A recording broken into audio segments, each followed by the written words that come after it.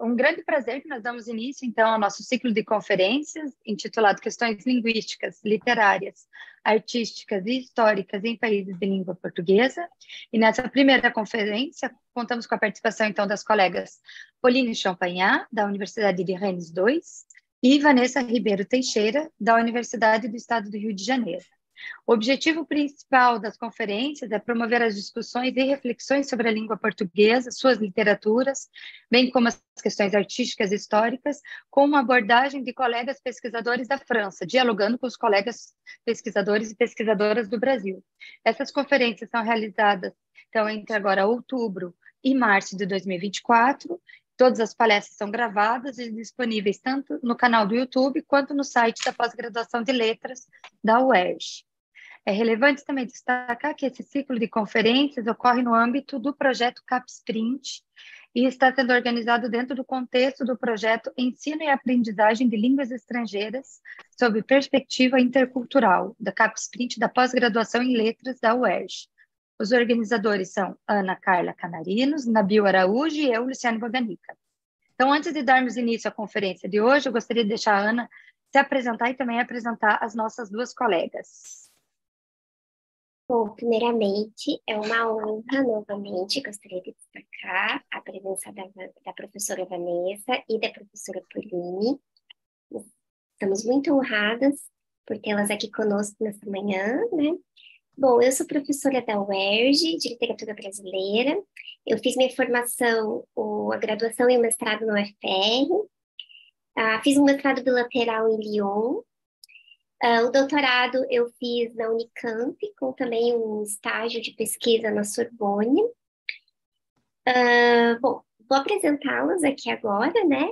A Pauline, a nossa conferencista, ela é pós-doutoranda na Universidade Federal Fluminense, na UF, doutora em Estudos Literários pela Universidade de Rennes, membro associado à equipe de pesquisa ERMIT, né? ERMIT. Professora na Universidade Agrocampus Ouest, Rennes, autora do livro Le Portugais en 5 minutes par jour, publicado em 2018. Áreas de interesse: literaturas africanas de língua portuguesa, literatura afro-brasileira, literaturas caribenhas. E para debater, né, para conversar depois, para estabelecer um diálogo aqui com a professora Pauline, convidamos a professora Vanessa Ribeiro Teixeira, bacharel, mestre e doutora e pós-doutora em Letras Vernáculas, Literaturas Portuguesas e Africanas, pela Universidade Federal do Rio de Janeiro. Tem se debruçado sobre os estudos das literaturas africanas de língua portuguesa, investigando principalmente as relações entre literatura, história e corpo, mediadas por processos alegóricos na prosa ficcional de autores africanos e afrodiaspóras. É professora adjunta e supervisora do setor de literaturas africanas da Faculdade de Letras da Universidade Federal do Rio de Janeiro. Entre 2018 e 2020, foi chefe do Departamento de Letras Vernáculas na mesma. É uma das editoras responsáveis pela revista científica Mulemba, voltada para a divulgação dos estudos sobre as literaturas africanas de língua portuguesa. Novamente, muito obrigada. Obrigado. Passo a palavra aí à nossa conferencista, Pauline. Professora Pauline. Obrigada. Então, bom dia a todos. Antes de começar, eu gostaria de agradecer aos organizadores da conferência, a Luciane Boganica, e pelo convite, que me honra muito hoje, Nabil Araújo e Ana Carla Canarinos, pela oportunidade de divulgar aqui um pouco da minha pesquisa.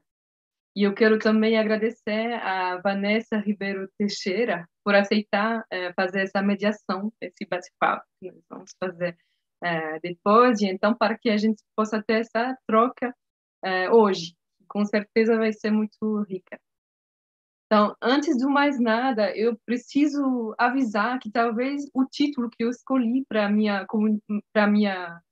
conferência hoje talvez seja um pouquinho pretensioso. Então, vocês vão me desculpar, porque eu intitulei a conferência Cartografias da Pesquisa em Literaturas Africanas de Expressão Portuguesa na França, Passado e Presente. Na verdade, eu comecei um trabalho de pesquisa no Fundo Africano da Biblioteca Central da Universidade Rennes 2, na França, somente um mês atrás.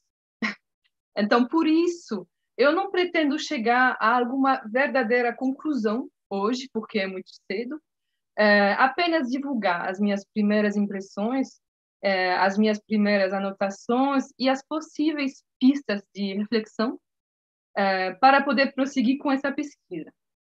Para mim, enquanto pesquisadora, mas também para outros pesquisadores que poderiam e deveriam conhecer esse fundo. Então, por isso, ao final da apresentação, ao invés de apresentar uma conclusão, eu vou apresentar o que eu chamei de inconclusão. Por questões de tempo, eu vou apenas evocar o caso específico da Universidade de Rennes 2, apesar de existir outros pesquisadores em literaturas africanas de língua portuguesa na França. Então, o Fundo Africano, como ele é chamado lá na biblioteca de Rennes 2, que também tem um nome, ele foi batizado, na verdade, Bernardino Xix, que era o Bernardino, ele foi um aluno de Rennes 2, e ele era o tradutor de Samora Machel, antigo presidente do Moçambique, e morreu junto com ele no acidente de avião que o matou. Então, o fundo foi chamado Bernardino X em homenagem a esse antigo aluno de Rennes 2, que era moçambicano. Esse fundo ele foi formado em grande parte pelas doações ou pelas encomendas efetuadas por Jean-Michel Massat, que era um grande professor emérito das literaturas africanas de expressão portuguesa, que atuou no departamento de português na Universidade de Rennes 2, entre 1960 e 97. Depois de se aposentar, ele nunca parou com a pesquisa. Ele continuou junto com a mulher, Françoise Massat, até os últimos meses de vida, em 2012.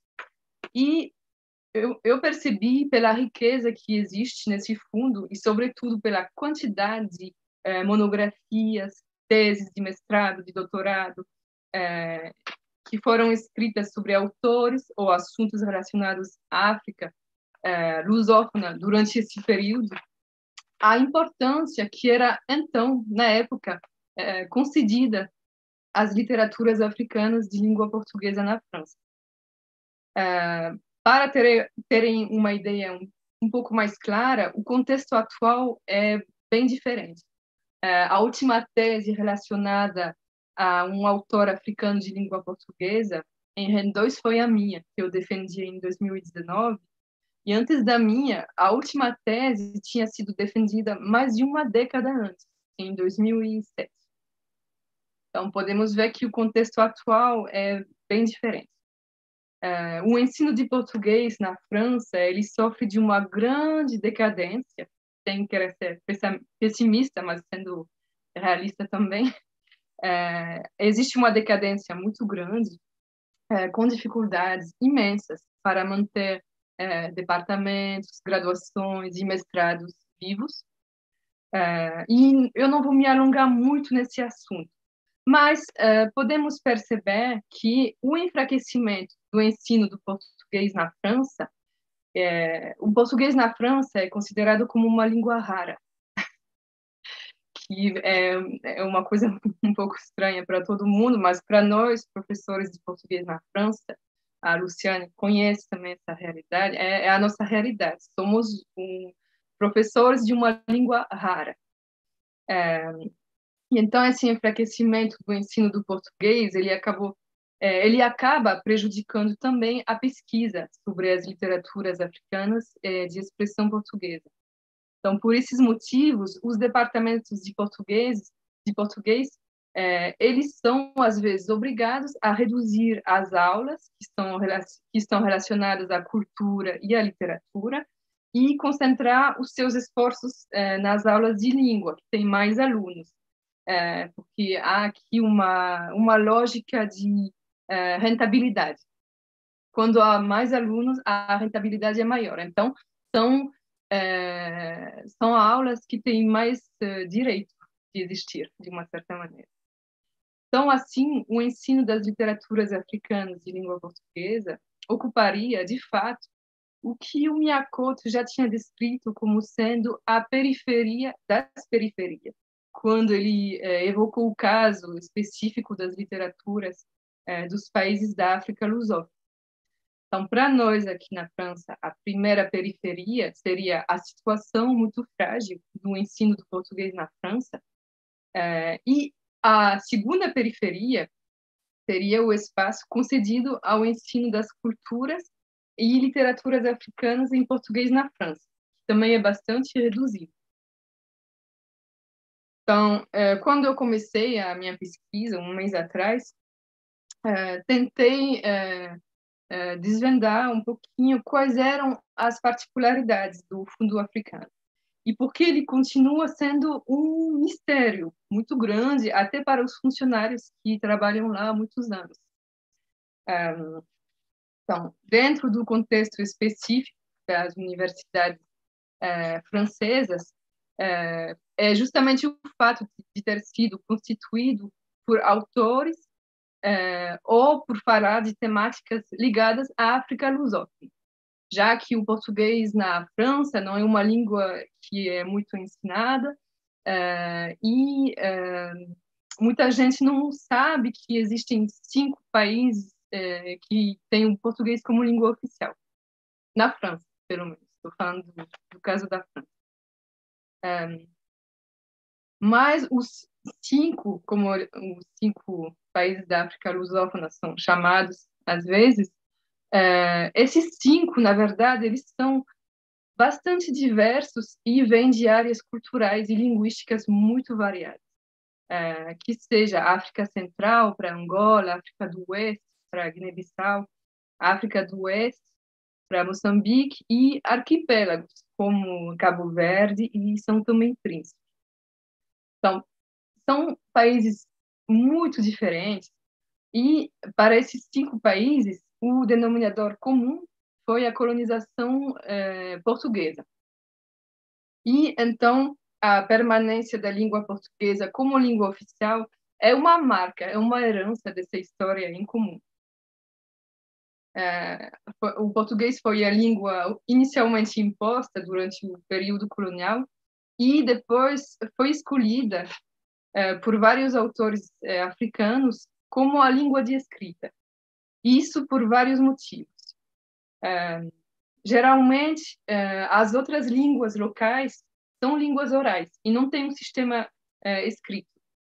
E outro motivo que é frequentemente apontado é o desejo de atingir um público mais amplo, que seja nos seus países de origem ou em outros países lusófonos, que seja na África ou em outros continentes, como Europa, Ásia e América Latina. Podemos citar o exemplo de Moçambique, por exemplo, que é um país no qual existem mais de 80 línguas locais. A maioria são línguas com uma raiz bantu. Então, por isso, é fácil entender como o português ele acaba aparecendo como sendo uma opção agregadora. No entanto, no período pré ou pós-independência, então, quando eu estou falando da independência desses 5 países, para situar um pouquinho, a independência de Guiné-Bissau ocorreu em 1973, e para os 4 outros países, Angola, Moçambique, Cabo Verde, São Tomé e Príncipe, as independências ocorreram em 1975. E então, a maioria dos autores, mesmo depois da independência, eles fizeram a escolha de de escrever o texto, na sua grande maioria, em português, mas inserir com frequência ou palavras ou frases inteiras em línguas locais. Por exemplo, em Angola, podemos ver com frequência textos com palavras em quimbundo ou umbundo, que são duas das línguas mais faladas, depois do português, e os autores cabo-verdianos, guineenses e também de São Tomé e Príncipe inserem palavras em crioulo com frequência. Os autores que fazem isso geralmente propõem uma tradução, ou não, alguns não fazem também. Alguns é um pouco mais raro, mas alguns não fazem. Então, existe uma tradução que seja na nota de rodapé ou a um glossário no final da obra. E então, tudo isso me leva a refletir também, me levou a refletir sobre quem fala, por quê, para quem. Porque o que eu comecei a fazer quando eu comecei a minha pesquisa foi uma grande classificação de todos os livros que estão no fundo africano. Então, eu classifiquei os livros primeiro pelo nome do autor, o título da obra, claro, país de origem do autor, editora, ano de publicação. E então, eu comecei a refletir um pouquinho mais sobre quem fala, por quê, para quem. E deu para perceber também uma relação entre as editoras portuguesas e os autores africanos. Por exemplo, tem em particular, duas editoras portuguesas, que são as edições 70 e as edições ASA. Elas auxiliaram bastante a União dos Escritores Angolanos para publicar várias obras. Então, deu para ver uma troca também entre as editoras de Portugal e a União dos Escritores Angolanos, por exemplo. E outra coisa muito importante que eu percebi nesse mês de pesquisa foi a riqueza linguística que existe nesse fundo, que é imensa. E eu acho que a coabitação de várias línguas europeias e africanas ilustra o cruzamento das histórias entre os dois continentes, que é uma história que é dolorida, não é sempre bonita e nem é para ser romantizada, mas essa coabitação, até no próprio fundo africano, é um pedaço dessa história. Então, quando eu fiz o recenseamento das obras, eu notei, as línguas europeias que eu notei, na sua grande maioria, são o português e o francês, depois vem o inglês, italiano, alemão e espanhol.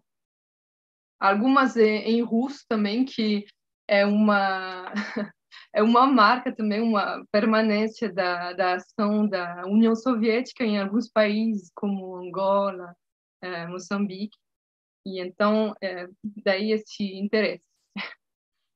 E há também inúmeras línguas africanas, como o Kimbundo, o Umbundo, o Yorubá, o Ronga também, em Moçambique, e com muita frequência também crioulos.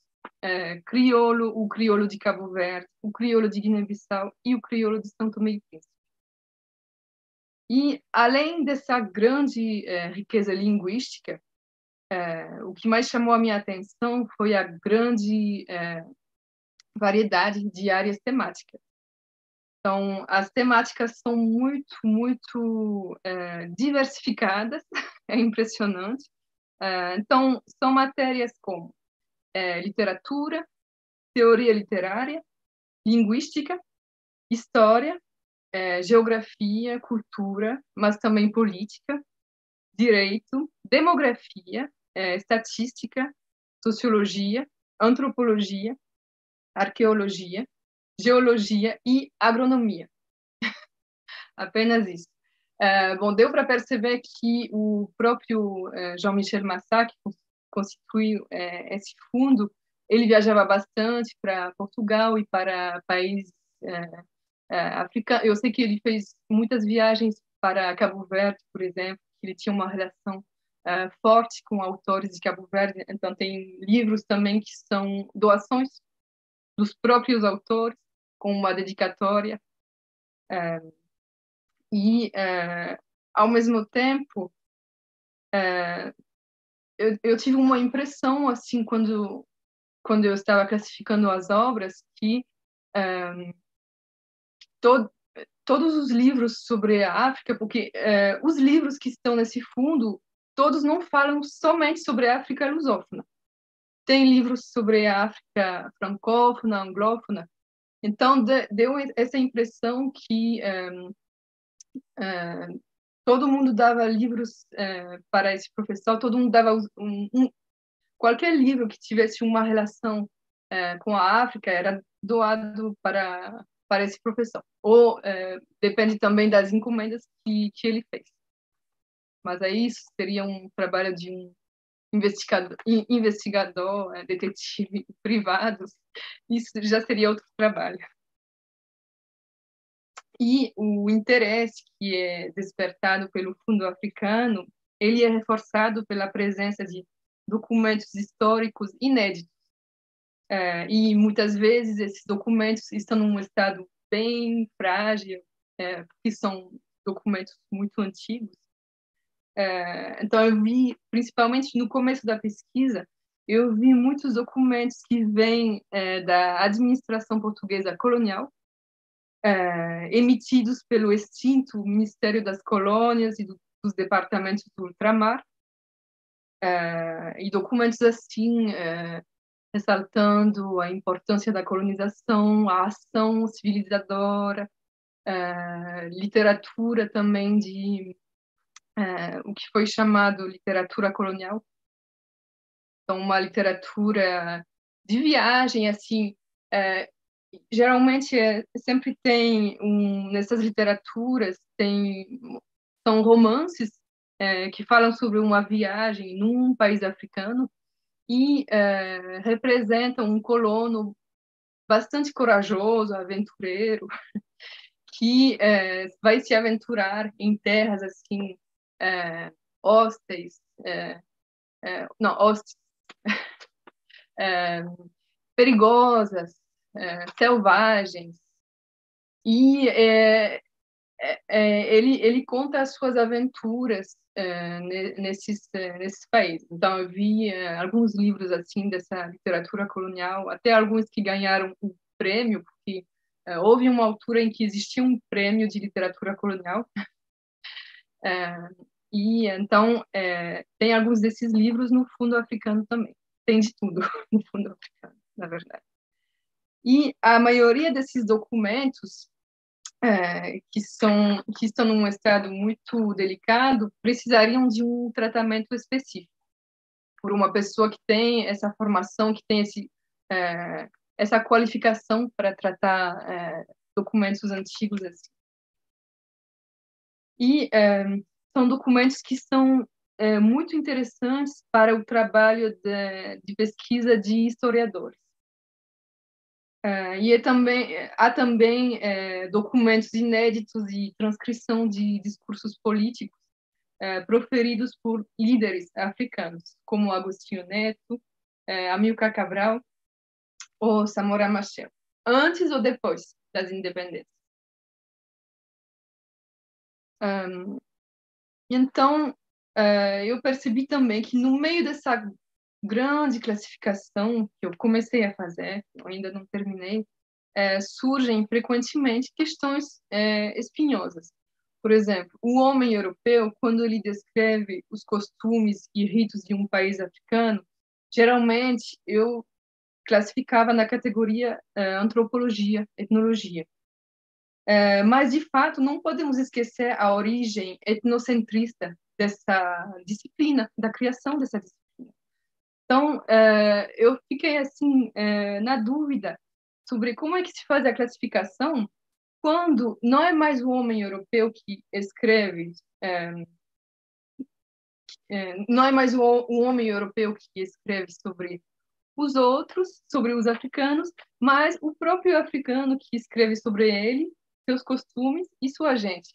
Eu fiquei na dúvida, assim, eu qualifico ainda de antropologia ou não, foi o caso de um autor que se chama João Lopes Filho, que é um autor cabo-verdiano, e que escreveu sobre os cabo-verdianos.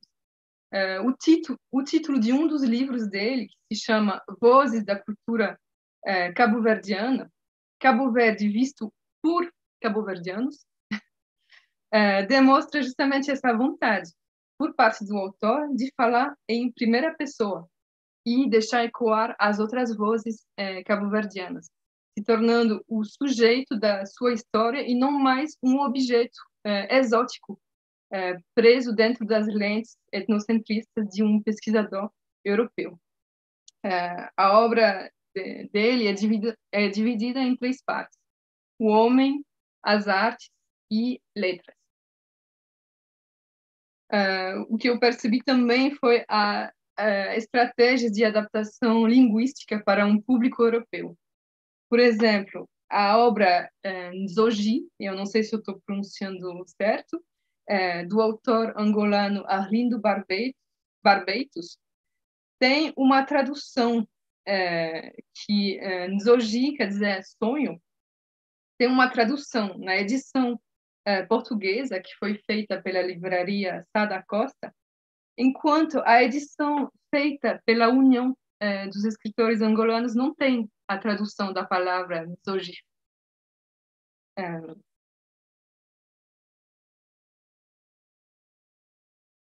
Então, havia outras questões, outras dificuldades no momento de classificar os autores, porque eu precisava fazer essa classificação. Por exemplo, falando de um autor cabo-verdiano que eu já tinha começado pelo título, pelas páginas que eu comecei a ler, eu já tinha começado a classificá-lo como sendo um autor de literatura colonial, até porque é um autor que nasceu assim no início do século passado, e pelos títulos dos livros, como, por exemplo, O Negro Sem Alma ou Rumo ao Degredo, eu já disse, bom, é um português escrevendo literatura colonial, é mais um. Mas, na verdade, não, é um autor cabo-verdiano que foi criado dentro de uma família assimilada. Então, daí essa diferença de percepção sobre ele mesmo e sobre os outros. Ele foi assimilado e chegou a ser um funcionário do governo português na então colônia de Guiné-Bissau. E essa vivência dele na Guiné-Bissau parece ter inspirado boa parte da sua obra romanesca.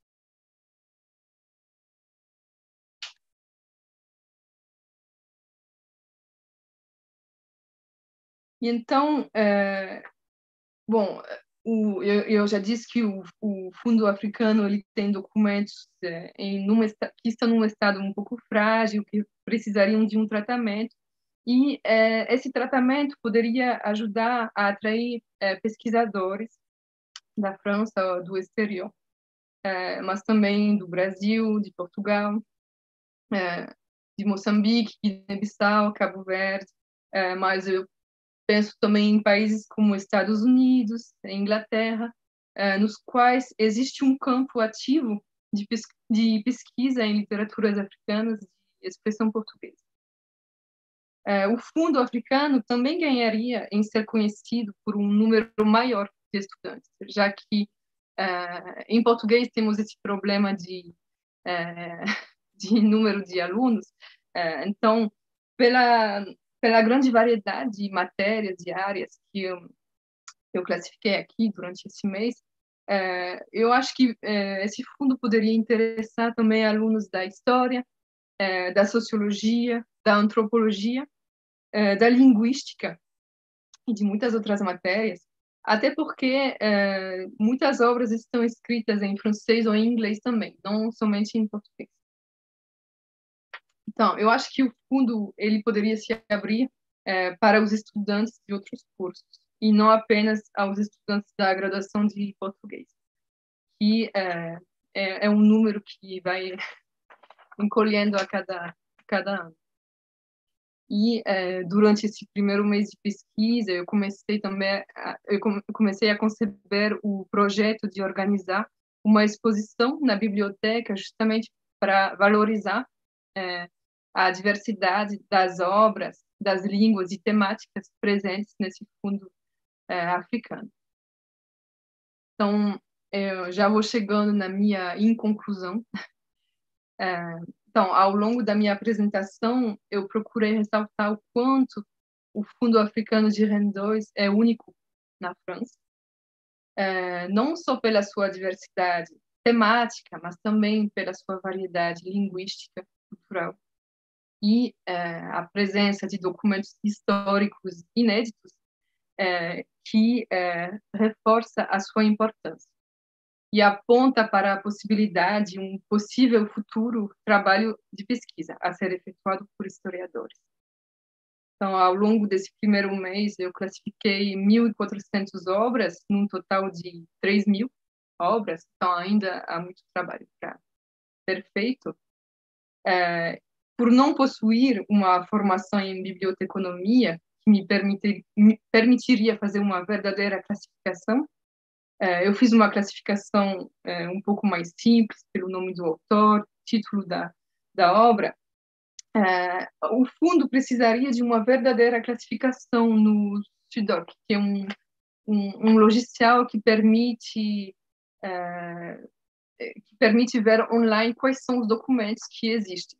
Os documentos de algumas informações sobre o ano de publicação, editora.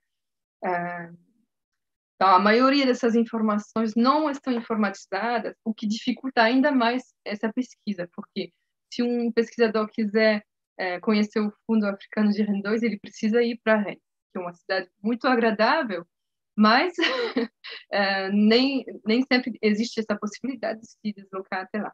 Então, o fundo ganharia em visibilidade justamente tendo essa classificação, para que pesquisadores do mundo inteiro possam saber o que é que nós temos nos subterrâneos da Biblioteca de Rennes, porque, por enquanto, essas obras estão escondidas.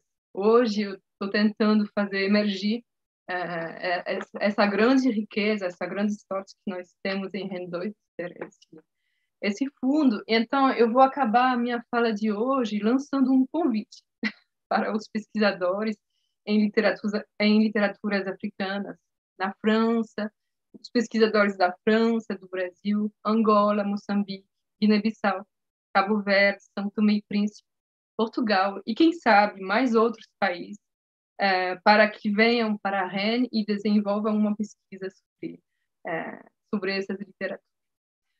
Muito obrigada a todos pela atenção. Muito obrigada, Polina. Foi a gente que trabalha aí nas bibliotecas, na Biblioteca de Rennes, a gente sabe a dificuldade que é tudo isso, e o teu trabalho está muito bacana, e eu acho que você colocou que você está trabalhando há um mês nos fundos, mas eu acho que é muito importante também colocar que você está trabalhando um mês nos fundos, 8 horas todos os dias.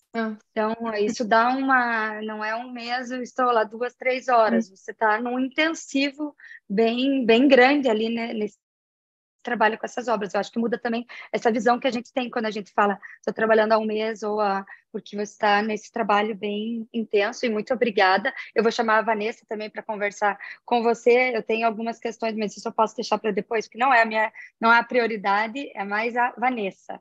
Muito obrigada, Polina e Vanessa. Olá, gente, bom dia.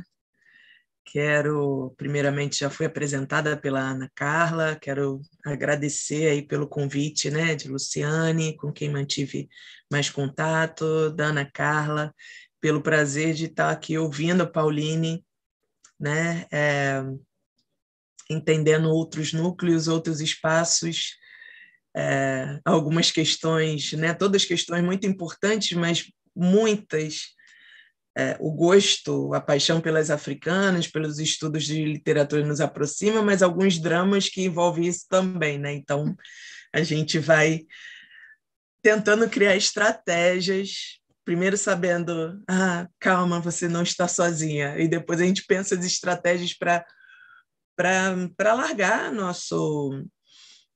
Acho que o campo de estudo está sempre sendo alargado, mas é sobretudo o alcance, né?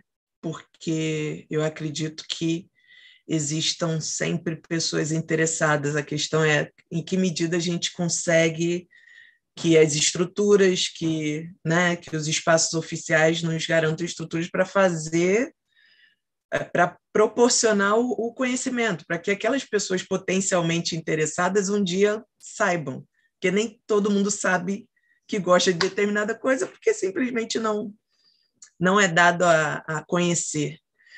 Então, agradeço muito por estar nessa mesa e ouvir a Pauline.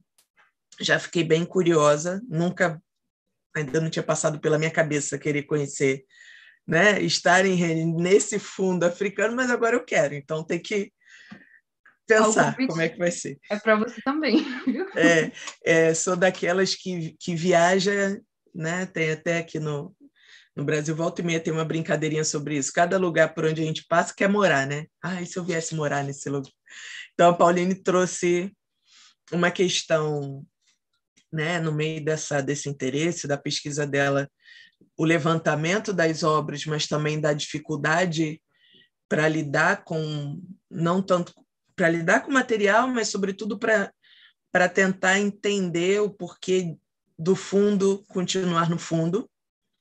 Eu acho que eu vou partir daí, né? Quando ela falou fundo africano, de letras e literatura, enfim. E aí já me chamou a atenção o nome que a coisa recebe, ou pela qual é conhecida, mas quando o Luciane falou, mas o fundo ainda está lá no fundo da biblioteca, então o fundo é no fundo mesmo.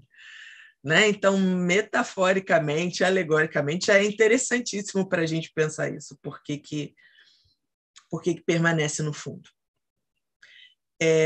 Só queria deixar registrado que o fundo criado pelo Jean-Michel Massart, é isso, né? Fui aqui dar uma pesquisadinha. Nós tivemos digamos que o nosso próprio Jean-Michel, que foi o professor José Maria Pereira, que criou o Centro de Estudos Afroasiáticos na Universidade Cândido Mendes, que já não existe mais, era uma instituição privada, mas o Zé Maria, por seu próprio interesse, criou esse espaço e conseguiu agregar um bocado de outros interessados. É alguém que passa principalmente por Angola, mas passa por Angola, Cabo Verde e Moçambique durante no pós-independência, né? Ao longo dos anos 80, mantém um trânsito com esses espaços. E o setor que eu represento, né, como a Ana Carla falou, que é o de Literaturas Africanas de Língua Portuguesa da UFRJ, deve muito ao trabalho do Zé Maria Pereira, né, lá desde os anos 80, anos 90, porque o nosso setor foi fundado em 1993, surgiu a cadeira, como uma espécie de grito de independência dentro da Faculdade de Letras, porque quando surgiam referências africanas era pela iniciativa de alguns professores de literatura portuguesa, né, que dizia, gente, isso aí está sendo produzido, isso aí é a literatura. Ali no final dos anos 80, tinha alguns professores que diziam, o que acontece com a literatura em língua portuguesa hoje está sendo produzida a partir da África. A gente tem que dar a conhecer. Mas aí teve um momento que esses professores falaram, eles conquistaram as suas independências e a gente vai manter dependente aqui? Não, essa cadeira tem que surgir. Então, é daí que surge a cadeira, mas a partir do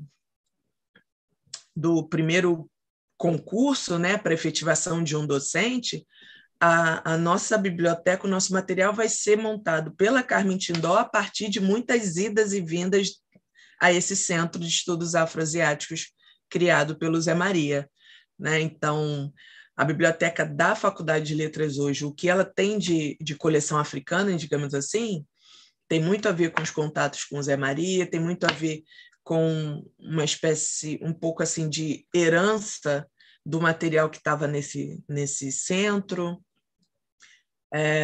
Tem muito a ver com as nossas iniciativas individuais, porque quando a gente vai para os congressos, vai para outras universidades, encontra esse material, sempre traz mais de um, a gente traz um para a gente e um para disponibilizar na Faculdade de Letras, mas é isso. Eu não sei, não vou me apropriar de pensar as outras literaturas, mas no caso das africanas, como Carmen Tindor sempre diz, continua sendo trabalho de formiguinha.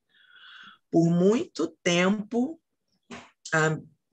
até meu doutorado, até o pós-doutorado, que é de 2014, muito material vai sendo demandado em fotocópia.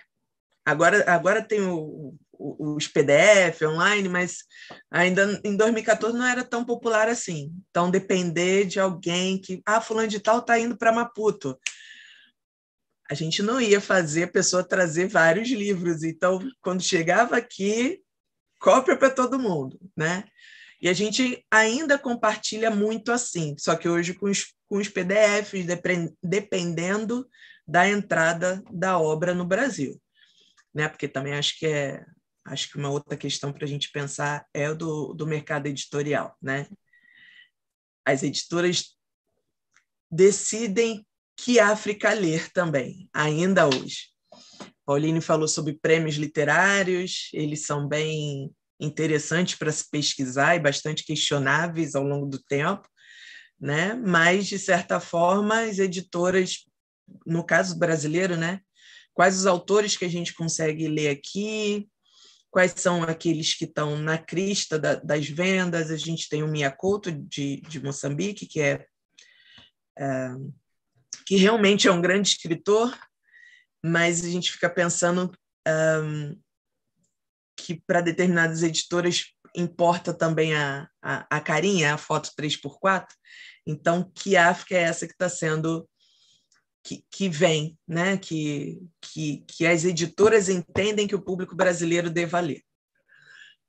Por outro lado, tem um quadro e eu acho que essa é uma grande diferença em relação à experiência em Rennes ou nos estudos africanos na França, que é a mobilização de novos movimentos negros no Brasil, né? Essa nossa juventude preta, nossa rapaziada, tem chegado da academia já com interesses de leitura, né? Já perguntando, já trazendo leituras que eu, na minha graduação, não tinha de maneira nenhuma. Eu descobri que existiam literaturas africanas na graduação, né? É um quadro que não chega pela mídia, a gente até então nunca tinha ouvido falar dos escritores, muito menos em língua portuguesa. Então, para não ficar aqui, é porque muita coisa me fez pensar na nossa formação. Tem um bocado de coisa que aproxima, e muitas vezes aproxima na carência, né? Porque, apesar de nossa biblioteca não ter pavimentos, não ter subsolo, o setor, por muito tempo, a bibliografia de africanas ficava lá no fundo, mas era no sentido assim, horizontal, né? No fundinho da biblioteca.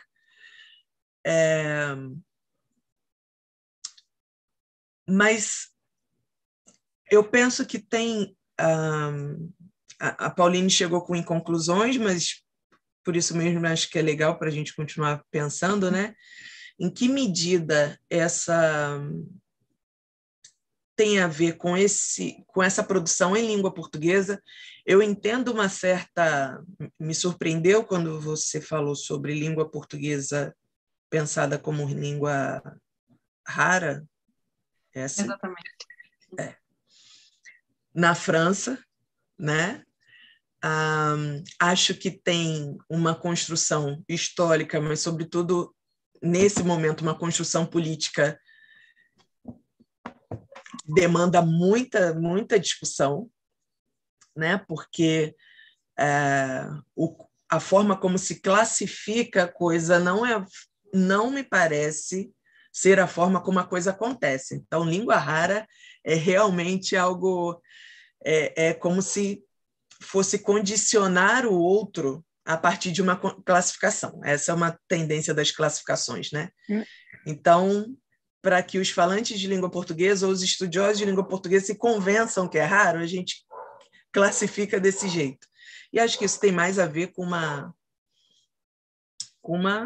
construção, tem uma história por trás disso, mas como uma decisão política que acompanha nossos tempos, né? A gente já não lida, pelo menos não na UFRJ, a maior universidade, novamente saiu como a maior universidade do Brasil, mas assim, realmente referência no Sudeste, no Brasil como um todo, mas nos estudos na nossa região Sudeste, a gente não ouve mais a ideia de que as literaturas africanas são raras. Não é mais essa a questão, né? Aqui chega a ser feio um colega, não estou nem falando dos discentes, estou falando dos colegas que por muito tempo diziam, existe. Ao longo dos anos 90, nossa fundadora ouviu isso várias vezes. Existem literaturas africanas, hoje em dia chega a ser feio fazer esse tipo de... Então, mesmo que não tenham lido nada, vão dizer que conhecem ou que leram. Alguns dos nossos principais intérpretes da música brasileira fazem pontes com escritores africanos, é o Martim da Vila, é a Maria Bethânia levando para o palco. Então, já não faz boa figura dizer que não conhece. Por outro lado, isso não muda muito o nosso quadro, muito assim, em termos de reconhecimento na estrutura maior da universidade, né?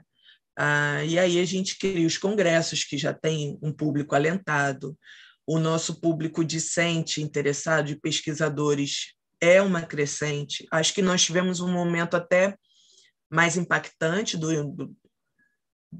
ali do 2004, 2005, porque, por vias de lei, de projeto de lei, desde 2003, a gente tem a Lei 10.639, que preconiza o ensino de literaturas e culturas africanas e afro-brasileiras nas salas de aula, né, na formação do ensino básico, mas para a gente levar para o ensino básico precisa da formação superior, né? Então, isso cria um interesse diferenciado, né? Com certeza criou um interesse diferenciado. Mas, ainda assim, as iniciativas continuam sendo muitas vezes, muito individuais. Assim. Então, o que eu devolvo para a Pauline, porque aí vai preencher minhas curiosidades, assim, em primeiro lugar, a pergunta que parece ser boba, mas não é, porque eu acho que tenta construir uma trajetória, mas como que você chega nesse lugar de interesse? Porque não sei em que medida a sua formação te leva a isso. Ou um interesse que vem de algum livrinho que chegou às mãos, né? Porque às vezes é assim. Tive um professor interessado que me entregou um livro, sei lá, do Agostinho Neto. Aqui a gente já tem Agostinho Neto nas provas de Enem, processo à universidade. Então, antes mesmo de entrar, muita gente já tem que conhecer. É um avanço, mas que só foi construído a partir da preconização de leis, né? Então, como que você chega nesse trabalho, nesse interesse pelas literaturas africanas de língua portuguesa? Outra coisa que eu queria dizer é que aqui no Brasil a gente já não usa a ideia de expressão portuguesa, a gente trabalha com língua portuguesa, mas porque a gente entra na discussão, né? Não, é língua portuguesa, mas as expressões são africanas, mas a gente também entende uma certa tradição europeia até, de tratar como expressão portuguesa. Mas como que você chega nisso, né? De onde vem esse... Qual foi o primeiro toque da fada, assim? Porque sempre tem. É interessante você falar sobre essa questão de como é que podemos chamar os cinco países africanos de língua portuguesa, porque é uma questão, é muito difícil chamar esses 5 países o meu co-orientador do doutorado, que foi o Pires Laranjeira, ele fala também muito sobre isso, que não dá, nenhuma expressão dá, na verdade. Literaturas africanas de expressão portuguesa não dá, mas de língua portuguesa também não dá, e literaturas africanas lusófonas também não dá. É complicado. Apesar dele ter um livro que se chama assim, mas foi um livro Sim, criado sim. para um curso que ele Esse dava. Ele livro foi explica nossa Bíblia por muito tempo. Esse livro. exatamente, para muitos pesquisadores de africano. E ele fala nesse livro, eu acho que é no prefácio, ele fala que o problema não vem dele, na verdade. O problema é que deveria ter 5 cadeiras, uma de literatura moçambicana, uma de literatura angolana, como é o caso para outras matérias de literatura, como literatura Perfeito. inglesa, literatura francesa. Então, não deveria nem existir essa denominação, mas é com isso que a gente tem que trabalhar, não tem outro jeito. E então, eu gostei da sua pergunta sobre como começou o meu interesse. Eu tenho uma historinha bonitinha para contar sobre isso. Essas são Na sempre verdade, parte importantíssimas, histórias. Gosto de ouvir. eu era... então, eu nunca falei português antes, eu era estudante do curso de graduação de letras, mas de letras portuguesas, que já estava em crise, já era considerado como sendo uma língua rara na França, já na época. Com o tempo, se tornou ainda mais raro.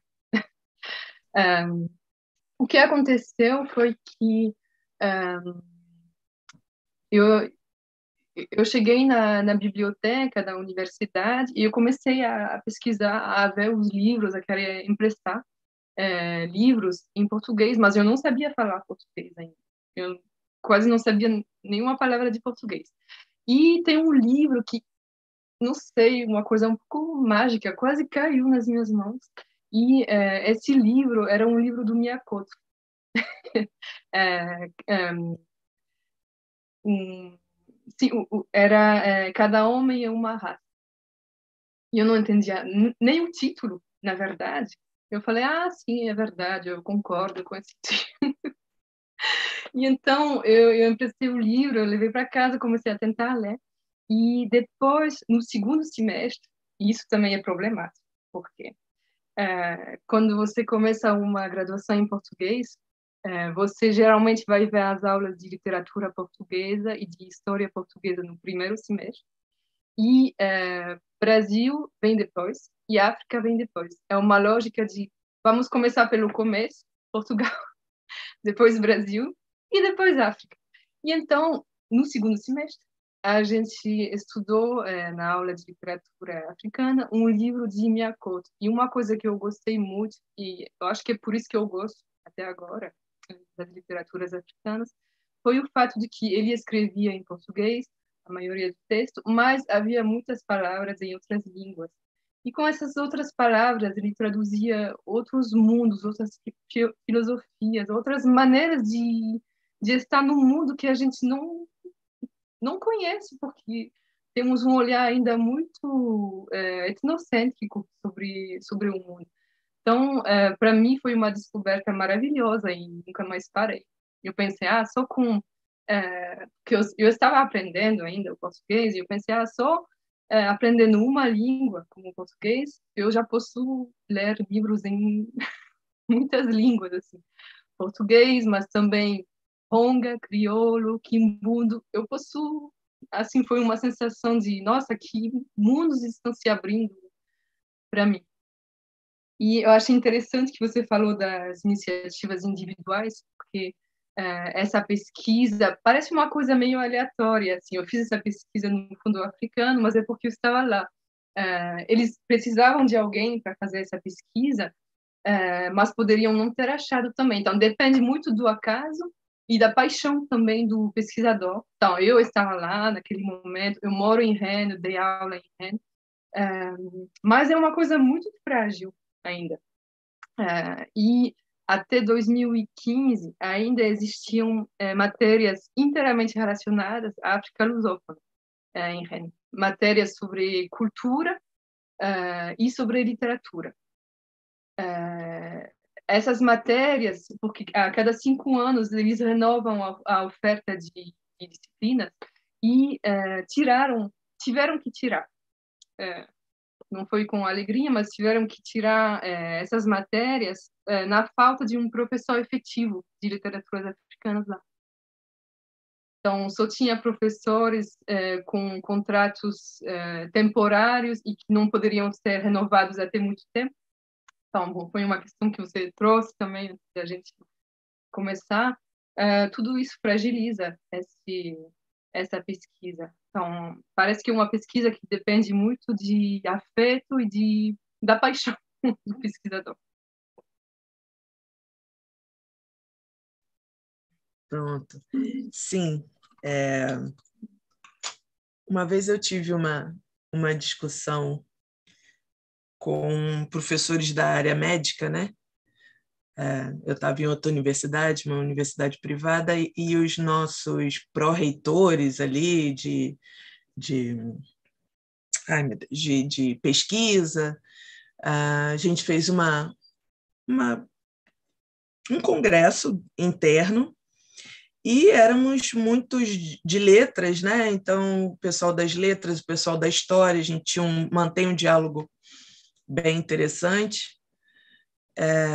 E um desses professores que estavam, além de serem professores da casa, mas eram na hierarquia da estrutura acadêmica superiores, eram os nossos pró-reitores, falaram: uma coisa que chama muita atenção no trabalho de vocês é que, então, tem que tomar cuidado, mas envolve muita paixão, né? Como se o nosso trabalho apaixonado fosse menos científico ou menos propositivo nesse sentido. E aí a minha resposta foi: eu acho que vocês deviam estar muito apaixonados para querer dissecar uma pessoa, né? ou até para dissecar um sapo. Tem que ter muita paixão para pegar um bisturi e abrir uma existência, né? Se não for por paixão, eu não quero estar na mão de vocês. Vocês têm que ser apaixonados pela área que, né? Mas sim, aí o nosso trabalho de formiguinha com as letras, mas às vezes é até injusto falar de trabalho de formiguinha, porque as formiguinhas dependem, né, dessa existência coletiva, não adianta, elas vão passando a comunicação e tudo mais, mas tem a ver também com carregar 10 vezes um peso maior do que o seu próprio corpo, né? A gente não... Você falou que o fundo estava precisando de alguém que fizesse essa pesquisa e aconteceu de você ter o interesse e deles te encontrarem. Poderia não acontecer. E, ao mesmo tempo, uma pesquisa que demanda... Até porque tem... Fiquei muito curiosa em relação aos documentos em estado mais vulnerável, né? Então, tem muitos documentos que dependem de alguém especializado nesse tipo de trato. Então, uma pesquisa, um espaço que precisa de uma pesquisa, que merece uma pesquisa e que demanda uma equipe, né? Mas aí, nesse caso, a comparação com a formiga está isso, Pauline dando conta, né, de, sei lá, criar vários bracinhos e carregar um peso muito maior do que poderíamos imaginar que esse corpo carregaria, mas a gente precisa fazer, porque também tem essa experiência de ver as disciplinas não serem oferecidas, né? Ou de ver a área sumindo. Isso é algo, imagino que você entra nessa contracorrente, assim, não, eu sou testemunha da disciplina que sumiu, que não foi oferecida porque não tinha professor efetivo, eu sou testemunha de uma ideia de português enquanto língua rara que parece que vai se tornando cada vez mais rara e a gente vai numa contracorrente. Então, só parabenizo pelo seu trabalho. Mas queria que você falasse porque essa coisa dos documentos vulneráveis, né, chamam muita atenção. Você falou do Miyakoto, é um escritor que claramente dispensa apresentações, leio, mas principalmente oriento. Não é o meu centro das minhas pesquisas, né? Mas por muito tempo, até hoje, eu trabalho com as relações entre literatura e história e hoje cada vez mais lendo essa história no corpo, né? As marcas deixadas nos corpos. Que a gente tem vários escritores que meio que tatuam a história vai sendo tatuada nos corpos, né? Deixando marcas, chagas, cicatrizes. Me chama a atenção. Mas por muito tempo eu trabalhei com literatura e história a partir da obra do Pepe Tela, que aí talvez seja o principal escritor angolano que a gente lê aqui na academia. Tudo isso para dizer que, na nossa experiência acadêmica, para o setor de africanas ganhar cada vez mais espaço, a parceria com a história, com os estudos de história da África, aqui mesmo na UFRJ e também na UERJ, que tem uma cadeira de história da África muito, muito potente, assim, com grandes nomes. Com a história e com a sociologia foi fundamental. Até porque o nosso Jean-Michel Massart, ou seja, José Maria Pereira, fazia essa ponte direto. A filha dele, que é a Luena Pereira, é historiadora da Rural, da Universidade Federal Rural do Rio de Janeiro. Então, já deixou ali o germe. E a Luena trabalha a partir da história com literatura e história. Então, como que os dados da história aparecem ou são repensados nos romances.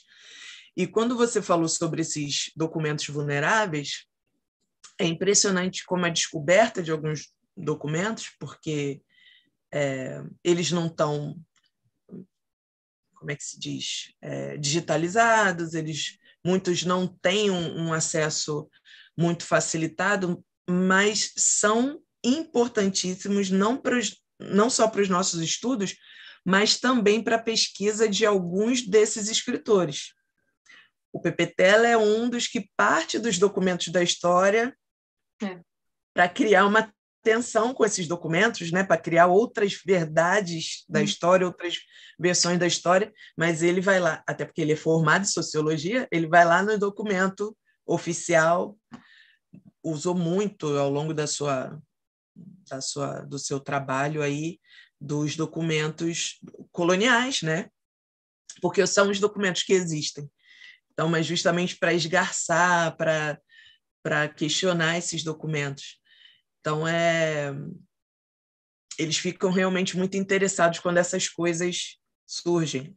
Tudo isso para dizer que eu acho que, para além do trabalho que a Pauline tem de catalogação dessas obras todas, e a questão da classificação é complicada mesmo, porque a tendência à classificação é muito ocidental, é muito isso para determinadas comunidades africanas, leituras de mundo. Por que classificar? Né? Ou as classificações não são essas, ou nem demanda classificação.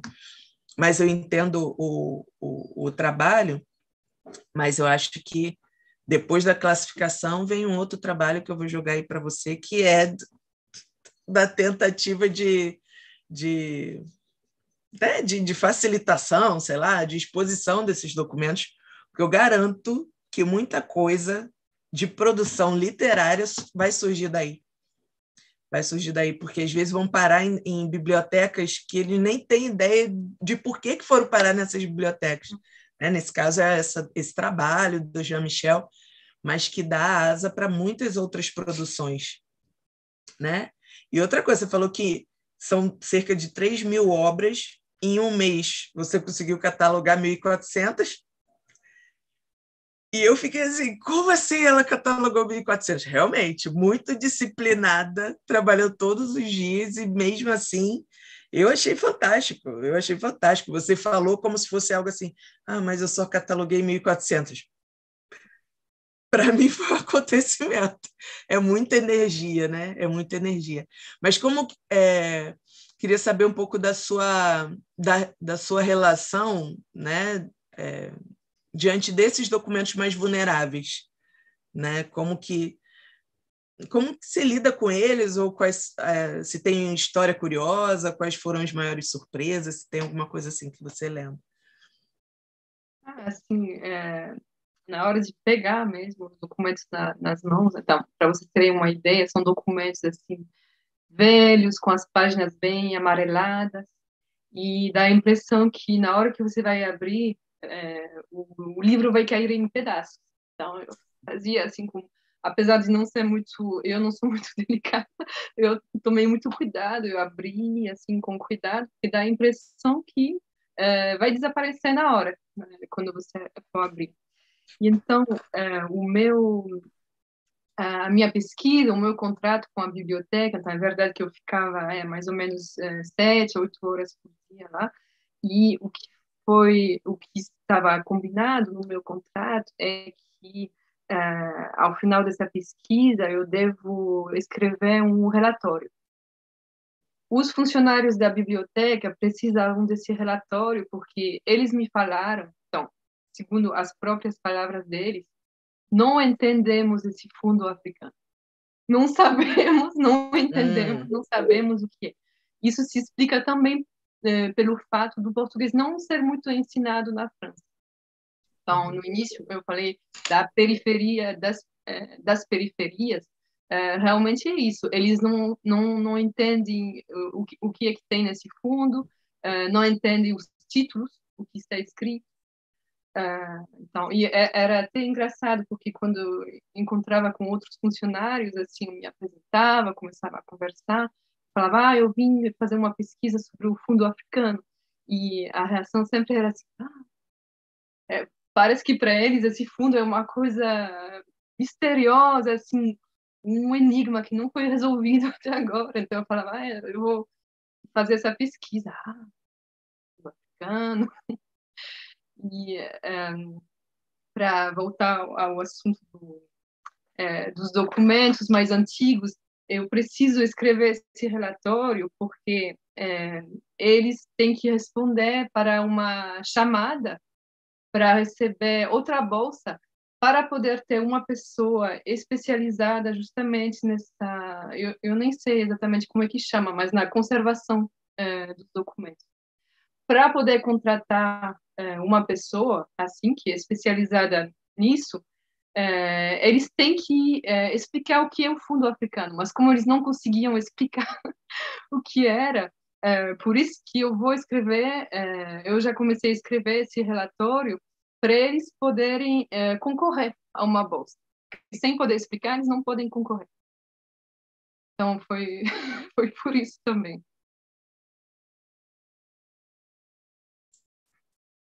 É interessante quando você falou sobre a literatura colonial, né? Quais os títulos que tem, os volumes que tem a maioria que a gente pode entender assim como literatura colonial, tem justamente essa construção do herói europeu, né, circulando por terras hostis, né, estranhas e tudo mais, e quanto mais selvagem, mais hostil, se o herói sobrevive, ele é mais heróico, né? Então é bem uma coisa marcada, meio Robinson Crusoe, mesmo que Robinson Crusoe já tenha, hoje em dia, né, tenha possibilitado várias leituras sobre o lugar do Sexta-feira, né, o lugar do outro, né, como sempre esse outro que vai sendo mantido à margem vai aparecer na literatura, ele vai aparecer, vai dar um jeitinho de falar, de problematizar as coisas.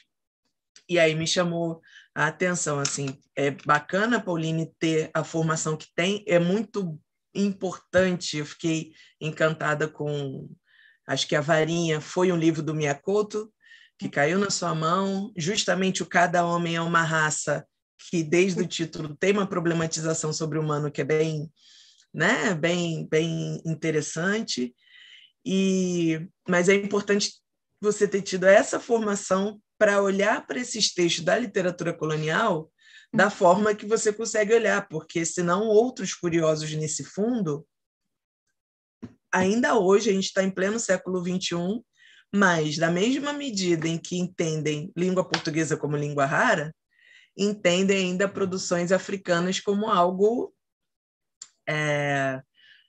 sei lá, da selva num sentido ruim, porque eu acho que nem tudo que é da selva é ruim, não, mas da selva do sentido que se olha para a selva, né? Então, se fosse uma outra pesquisadora com outra formação, talvez ali ia ser entendido como as literaturas africanas, e esse é o texto, esse é assim que se faz, e não, ou assim que se tem feito, e há muito tempo que não é assim que se tem feito.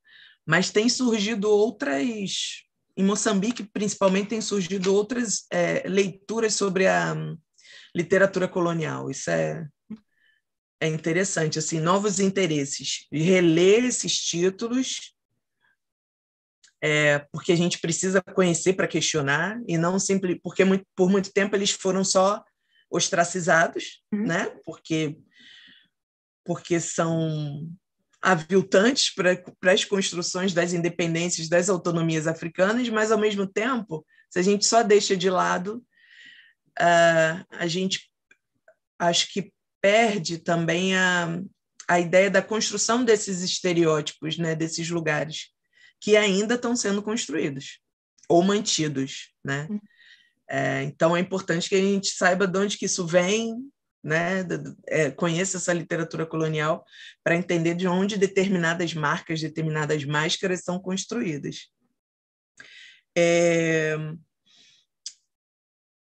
Mas eu vi estava pesquisando sobre você, então vi um dos seus artigos em torno da literatura, vou dar uma passeadinha para uma outra senda, assim, sobre a literatura da Conceição Evaristo.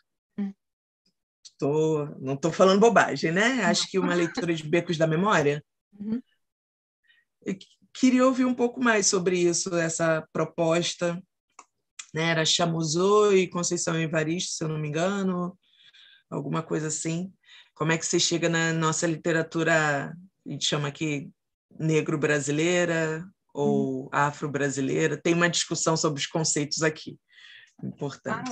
Então, inicialmente, eu comecei em 2014, justamente, eu comecei a preparar um projeto de doutorado sobre Paulina Chiziane, somente sobre Paulina Chiziane. E eu ainda morava no Brasil, morava em Natal, naquela época, e foi a maior dificuldade do mundo para conseguir os livros. Até por Natal não ser uma capital, mas não é uma cidade também como Rio, São Paulo.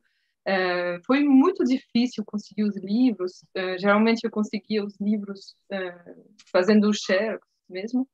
E foi quando eu voltei para a França que eu tive mais acesso a esses autores. E então, no meio do começo da minha pesquisa de doutorado, eu comecei a pesquisar sobre Conceição Evaristo também. Então, eu criei essa ponte entre as duas autoras, que, inclusive, as duas têm uma relação bem próxima. Tem uma coisa na maneira de escrever, mas também nas vivências, na maneira de estar e de se afirmar pelo mundo. E então, falando, eu não lembro agora exatamente o que foi esse artigo, mas com certeza eu devo ter usado a teoria das memórias subterrâneas. Até porque eu estou usando muito essa teoria, talvez demais. Toda pessoa que vai ver os meus artigos vai dizer, mas que pesquisadora folgada, ela está usando sempre a mesma coisa. Mas o que é muito relevante para falar sobre, tanto para falar sobre literatura afro-brasileira, quanto para falar sobre as africanas. Então, esse conceito, eu acho que eu devo ter falado sobre esse conceito do Michael Pollack. Ele usou o conceito das memórias subterrâneas, não para falar do caso afro-brasileiro, nem do caso da África lusófona, foi para falar das memórias dos judeus, como elas foram passadas de uma geração para outra durante o Holocausto. Graças justamente a quadros de transmissão que são informais. O quadro da oralidade é muito informal. Então, sempre tem essa visão do que uma coisa que vai ser passada pela oralidade vai ser menos segura, menos firme, e, ao mesmo tempo, a oralidade ela é menos controlada pelas autoridades, e existe uma maior liberdade. E eu quero falar sobre essa ideia de subterrâneo justamente porque eu trabalhei no fundo. Então, e realmente, o fundo fica nos subterrâneos da biblioteca. Então, eu quero aproveito a sua carona para fazer essa ponte entre essa teoria das memórias subterrâneas e do fundo africano. Então, o que tem em comum com Conceição Evaristo, também sobre Patrick Chamoiseau, é o fato de querer usar contra-narrativas, é o que eu chamo de contra-narrativas. Tem a narrativa oficial, hegemônica, a narrativa da história oficial, e tem as outras, subterrâneas. Eu não lembro mais qual foi a pesquisadora que falou, para apresentar Becos da Memória, ela falou que as histórias que a Conceição Evaristo conta nesse livro, elas são subterrâneas, e comparou isso com as ruelas da favela. Então, não é uma avenida, são as ruelas da favela, são historinhas que nunca foram contadas. Sim. E eu acho que tem tudo a ver também com o Patrick Chamoiseau, que ele procura criar uma outra história. E você falou sobre Pepe Terra, eu não conheço muito esse autor, e eu nem sabia que ele trabalhava a partir dos documentos oficiais, então ele gostaria muito do fundo africano. É uma pesquisa que eu gostaria de fazer, na verdade, sobre literatura colonial, mas eu concordo com você para dizer que a gente tem tendência a não querer estudar essa literatura. Porém, precisaria para entender melhor. Mas eu até comecei a ler alguns livros durante essa pesquisa e eu fiquei com raiva, fiquei com ódio, simplesmente. Tem que nos afeta de um jeito bem problemático. Você começa a ler assim, algumas páginas e eu fiquei com muito ódio. Eu fechei o livro. Então, eu preciso amadurecer, talvez, primeiro, para depois poder fazer essa pesquisa, mas tinha uma descrição muito racista de uma personagem, eu não aguentei. Mas seria interessante. Eu só estou falando algo meio faço o que eu digo, não faço o que eu faço. É conselho, mas que eu não sou especialista, também não. Se isso demanda amadurecimento, eu também não amadureci o suficiente para lidar com a literatura colonial, sobretudo com alguns exemplares que são realmente nos afetam muito negativamente. Então, assim, não, pelo menos eu vou ler aquilo que faz sentido, ou que começa a fazer sentido para mim. Mas é isso, acho que é importante conhecer. Eu estou falando como se estivesse falando para mim mesmo, é importante conhecer para entender como é que essas imagens permanecem. Né? Sim, Luciane, eu acabo falando demais, mas eu também queria ouvir suas colocações, que você tinha coisas para trazer. Obrigada, Paulinha. Não, mas é que a conversa é ótima, né? A conversa é ótima, acho que a gente poderia ficar bastante tempo aqui ainda. Mas eu também sei de todos os horários de todas que temos. E antes, eu acho que uma das coisas para se colocar também, que eu acho que é interessante, porque a gente falou algumas vezes essa questão, né, do status do português como língua rara, que é bem interessante, é que nos documentos oficiais eles colocam língua rara não pelo número de falantes, mas pela posição que o português ocupa nas instituições de ensino, principalmente no ensino fundamental e médio. Então, ali ele está junto com o chinês, o russo e o português. O meu pé na França, eu entrei lá para dar aula no colégio de segundo grau, ensino fundamental e médio, e eu fazia as minhas reuniões junto com os colegas das línguas raras.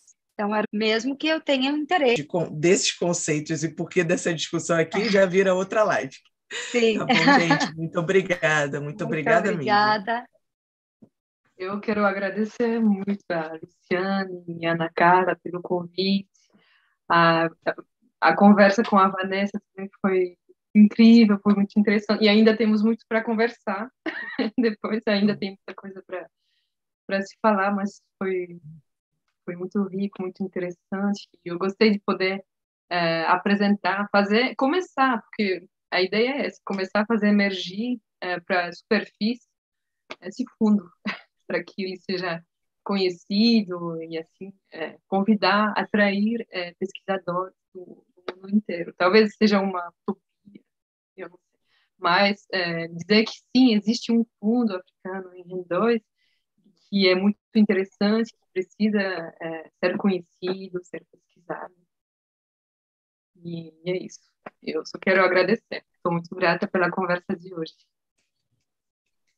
Bom, muito obrigada. Aprendi muito, anotei muita coisa. Foi muito rico para mim ouvir a Pauline, ouvir a Vanessa. Realmente aprendi muito. E muito obrigada pela presença. Espero aí poder continuar aí em contato com você. Claro. Então, muito obrigada, até bem em breve. Eu vou mandar para vocês também o link, caso vocês queiram, depois que ela vai ficar gravada, esse vídeo vai ficar gravado depois. Então, caso vocês queiram, eu vou até já parar de gravar.